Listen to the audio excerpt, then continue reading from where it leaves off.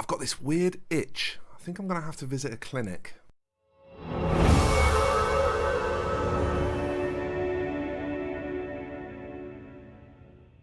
So I've got a new series coming at you. This is something I've been planning and wanting to do for a really, really long time, but I was just kind of persuading myself whether or not I should go ahead with it.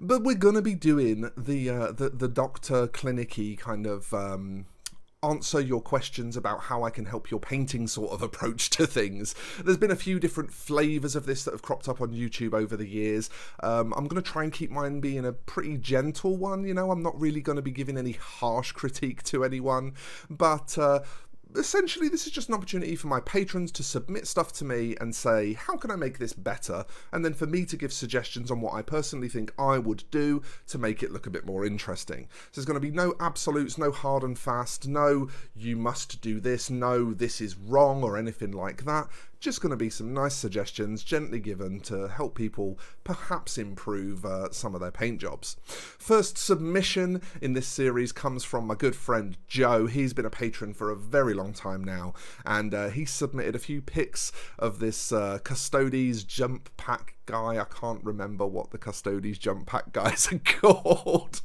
but he submitted some pics to me and just said, you know, what can I do to continue improving this? And I'd actually already been working with Joe a little bit on this miniature and on his Custodes in general, so this was a nice opportunity for me to just jump in, show him some additional tricks just to help push the miniature a bit further. So let's go through into some screen share footage now of me talking while I Photoshop away. Let's take a look at that, and you can see my suggestions for how we can push this Custodes guy just a little bit further. Okay, so to start out with here, I've just got the 3 images that Joe has sent me, and I've got them all loaded up in Photoshop so that I can just kind of do some additional bits and bobs of modifying to them to be able to help Joe with my suggestions. So the first thing that catches me with all of these is that so Joe and I have already worked together on these. We've already discussed a few ideas for improving them in regards to like the reds here, which is why you can see that there's this work up here on the reds that is pretty visually interesting and already has a bit of something going on. However, the thing that strikes me is overall the contrast levels in the painting are a bit wild, a little bit all over the place. So for example, we've got some really nice contrast in the highlights up here in the shin area. I'll just zoom in a touch on this. There we go. But then when we get to say the glove here, for example, we've suddenly lost this. This sphere here, I think you've actually got the right idea with the sphere here. I think you're taking it to a good level of brightness, but I think you just need to repeat these glazes a little bit more to smoothen them out a bit. Glazing on spheres is always the most difficult. I personally find it really tough still to this day, despite doing it all the time. I think like when you've got all of these nice kind of angular shapes and then you've got a sphere here and a sphere here, it kind of makes your life quite difficult because it's pretty easy to get this looking quite nice, but this is going to take a lot longer to get to the same point. So I would like to, if I just sample the color here of your brightest highlight, I would like to perhaps see, you know, just up here and just down here brought up to match that, perhaps just along here brought up to match that, and the tip just in here, and then on this knee pad here. But the main areas where we really need it are in these areas that you've neglected. So for example, this little wristband here could really do with a highlight along the edge of it, maybe a bit thinner than I've initially put that in, but a little highlight just sort of up here, and a bit of highlighting just kind of worked into the top of the glove here.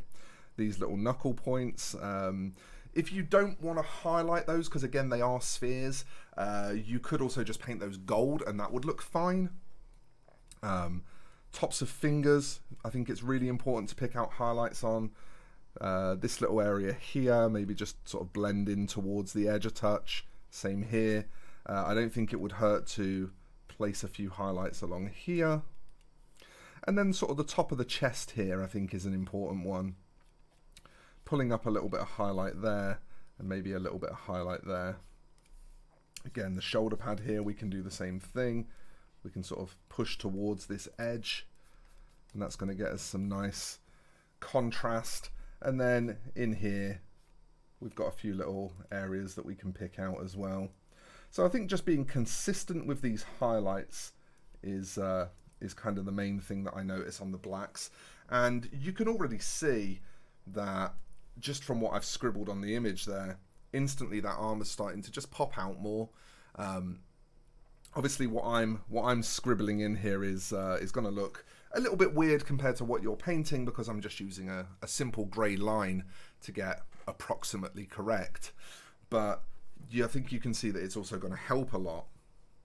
The other area where I think things fall down a little bit is actually, unfortunately, because of this lovely work that you've done on the wings here, it sort of makes the rest of the reds that haven't been taken up that bright look just a little bit too dull in comparison.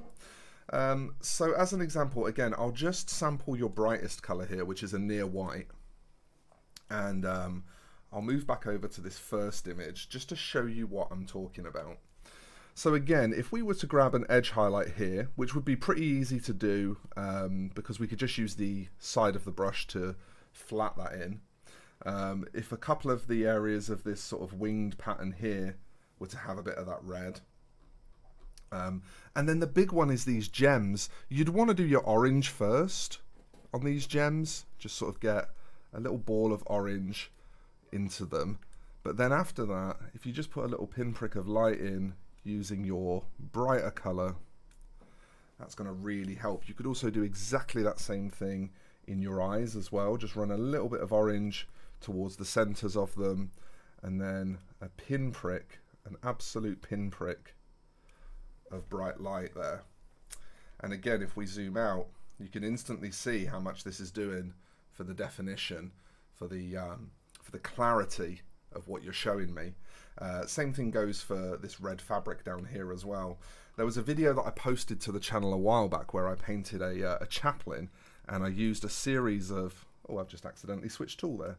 I used a series of very dashy strokes just off the tip of my brush, just to build up some highlights on some fabric and make it still sort of look like it had a cloth-like texture. And that is, again, absolutely something that you could do here just to bring a bit more definition to the whole sort of display, and get something that, when you look at it overall, is just a bit more interesting to look at. So I think really all you're suffering with here, Joe, is just a little bit of a bravery check. You've sort of started to push some areas and get some really good results from it, but then you've kind of bottled it halfway through and stopped pushing in other areas, which means that those areas are unable to catch up. Another really simple thing, you appear to have washed metallics in areas like this. You've got this nice dark shading in between all of these metallics. I think we can probably find a darker sample than that. There we are. But then if I look at these metallics here, you've missed that, and I think that's a real shame, because as you can see, if we just pop dark lines into these shadows here, then we instantly just do the gun at the same time, because that would also benefit from the same approach. But you can see that we instantly, again, get just a ton more definition for that very, very simple extra bit of work. So I think overall, Joe, the solution to your problems here is just to kind of carry on with what you're doing. Just do more of what you're doing. It can be very easy sometimes to back off from working on something because we feel like if we do more, we'll ruin it. And that can often leave us with something that looks maybe conceptually a little bit incomplete. And I think that's all that's really happened here, is just that conceptually the pieces ended up looking a little bit incomplete because you've been on the right path, you've been doing the right things, but you've stopped doing them halfway through.